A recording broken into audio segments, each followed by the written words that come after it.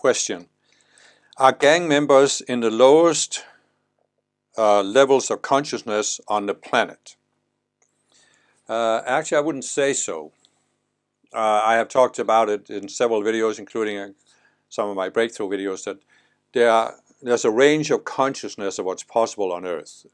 And they go from the lowest level to the 144th level of consciousness. And I've said that there's a dividing line at the 48th level, because when you are at the 48th level, you have a certain sense you're connected to something beyond your own mind, your higher self, and your spiritual teachers. And the choice we have at that level is we can continue to expand that connection until we raise our awareness, whereby we attain greater creative freedom, peace of mind, and so forth.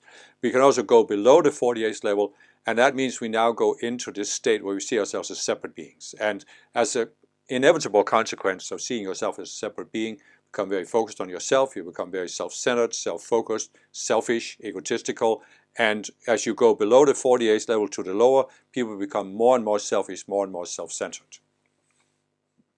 So I understand that you can look at some gangs that are very insensitive to other people, that are into all kinds of criminal activities, that may have this, they are feuding with other gangs and they're basically in a state of war with them. So you can look at all this and say they must be in a low state of consciousness. But I think the picture is more nuanced than that, because you can see very clearly that people tend to join gangs, and gangs tend to form in these areas or these societies where young people don't have a lot of opportunities. So if you're born in a very poor, like say Los Angeles in California, there are areas of Los Angeles that are very poor. The people who grow up there have very little opportunity to get an education, to go out and get a job or a career where they can build their way up.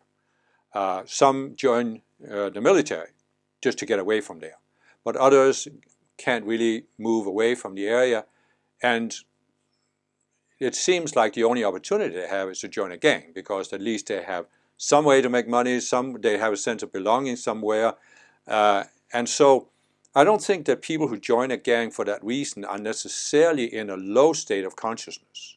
I mean, I'm not saying most of them are probably below the 48th level, but you can be below the 48th level without, being at the lowest state of consciousness, because you are not really an evil person.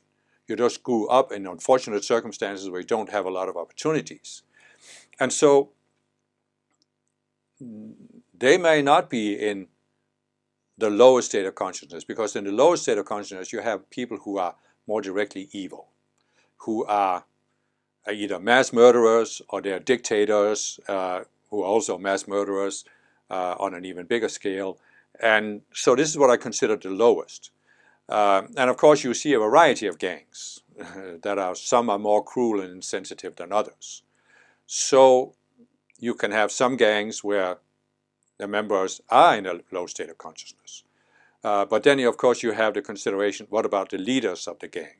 And in many cases they are in a lower state of consciousness than the members, because they are more ruthless, more selfish and self-centered. But still I would say that unless we're talking about some really, really destructive gangs, there are many, many people that are in a lower state of consciousness than gang members or even gang leaders, because they are,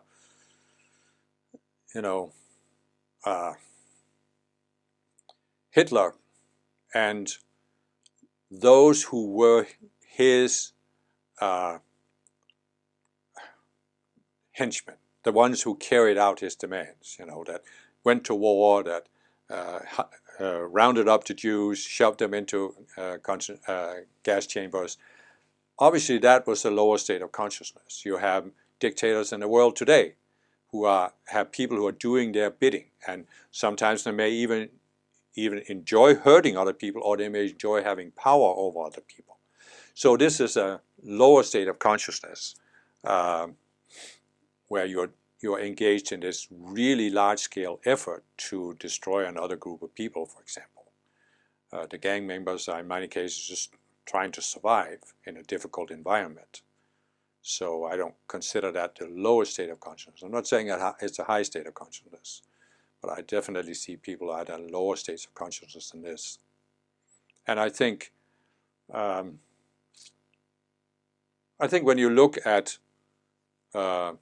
what could help people grow out of a certain environment and get their lives on a different track, I think that many of these young men who are in gangs, they could more easily do this than some of these the dictator's henchmen, for example.